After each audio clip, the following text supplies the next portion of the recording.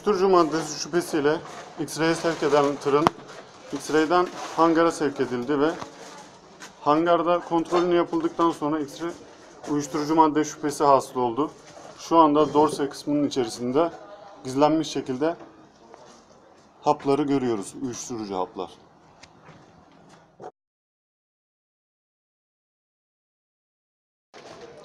Görüldüğü gibi